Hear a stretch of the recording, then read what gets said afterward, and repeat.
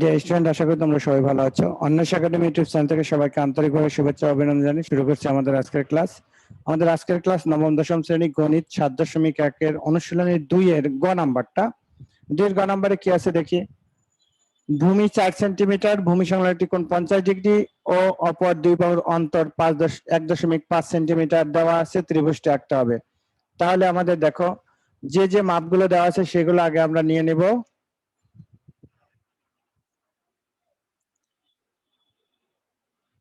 4 centimetre দেওয়া আছে, আর অন্তর দেওয়া আছে 1.5।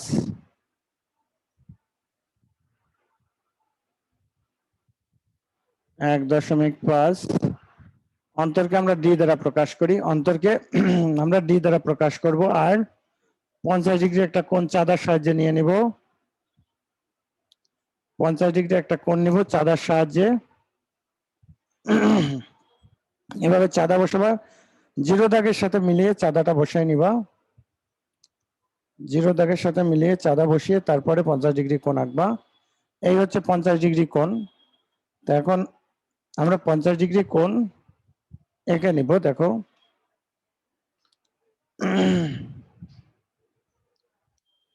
এটা হচ্ছে আমাদের 50 ডিগ্রি কোণ, যেটা হচ্ছে এক্স। এবার যে কোনো একটা রশ্মি নাও বিএফ। এবার যে কোনো একটা রশ্মি আমরা বিএফ নিব। এবার বিএফ থেকে ভূমি এ সমান করে, বিএফ থেকে ভূমি এ সমান করে, বিএফ থেকে ভূমি এ সমান করে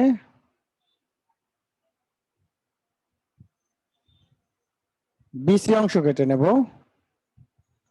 বিসি অংশ কেটে নেই।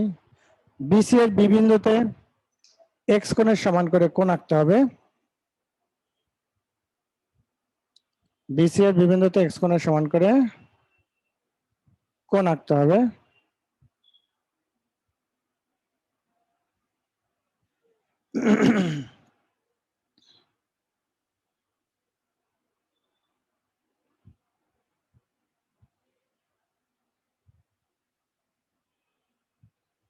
বিসি এর বি বিন্দুতে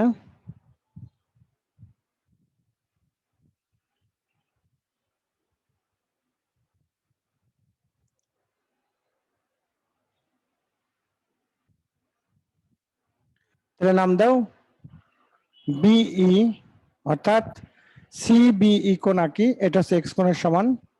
এবার অন্তর ডি এর সমান করে, অন্তর ডি এর সমান করে, অন্তর ডি এর সমান করে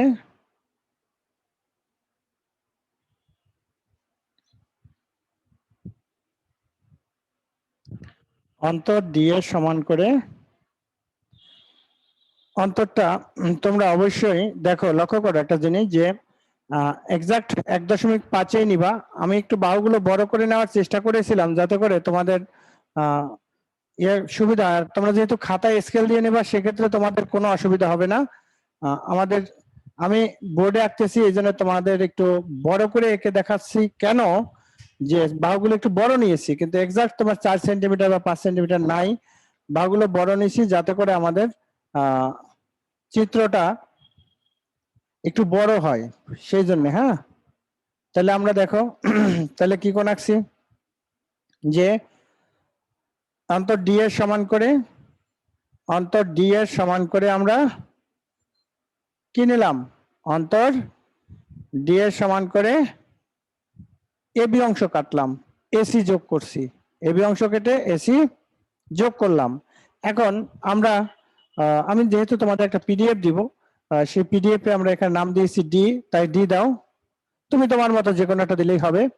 এবার আমাদের কি করতে হবে দেখো, এই যে ডি বিন্দুতে যে কোণটা হয়েছিল, ডি বিন্দু যে কোণটা আছে ডিসি রেখার সাথে, এই কোণটা সি বিন্দুতে আবার আঁকতে হবে। এই কোণটা সি বিন্দুতে আঁকতে হবে। হ্যাঁ, এই একই মাপের একটা কোণ আঁকবো সি বিন্দুতে। এভাবে নিয়ে এই মাপগুলো খুব কেয়ারফুলি দিতে হয়। হ্যাঁ, তারপরে এখান থেকে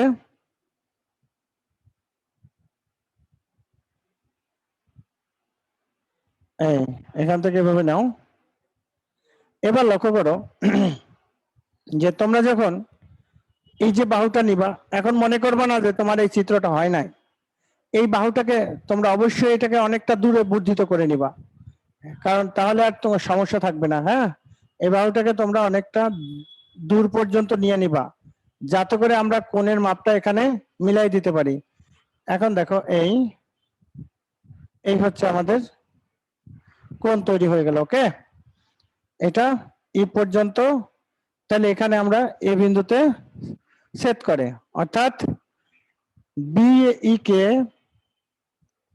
সি এ বিন্দুতে ছেদ করে। ওখানে আমরা কিউ একটা নাম দেব। এখানে তুমি যদি বাড়াই দাও, আমি এটা মুছে নিলাম, এখানে বাড়িয়ে কিউ কিউ পর্যন্ত দিলা।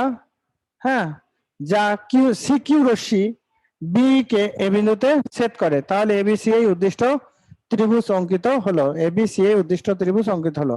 তো ডিয়ার স্টুডেন্ট, অবশ্যই তোমরা এই যে যখন আমরা এই কোণটা আঁকবো, ছোট্ট একটা দাগ দিব না, এটা একটু অনেক বড় করে দিব, কারণ কোন জায়গায় যে আমার মিলবে বি রেখার সাথে সেটা কিন্তু আমরা জানি না কখনোই। আর অন্তর যে বাহু দেওয়া আছে, ভূমি যেটা দেওয়া আছে, ভূমির 4/1 নিবা অন্তর, তাহলে আর কোনো সমস্যা হবে না। এই অন্তর নেওয়ার সময় তোমাদের একটু কেয়ারফুল থাকতে হবে যে আমি কতটুকু নিব। মাপ তো দেওয়া আছে, তুমি যদি এই মাপ অনুসারে নাও তাতে মিলবেই মিলবে। যদি সম্পাদ্যের ভিতরে আমাদের একটা আছে এরকম, যে সেখানে যদি মাপটা না মেলে, তখন আমরা কতটুকু নেব। সেই সময় খেয়াল রাখবা যে যা তুমি ভূমি নিবা তার 4/1 নিবা, তাহলে অবশ্যই মিলবে, মানে এখানে আর কোনো রকমের কোনো সমস্যা আসবে না। তো ডিয়ার স্টুডেন্ট, এইভাবে আমরা এই চিত্রটা আঁকবো। এখন এটার ব্যাখ্যাটা কিভাবে দিবা সেটা আমি একটু তোমাদের সামনে পিডিএফ এর মাধ্যমে উপস্থাপন করছি।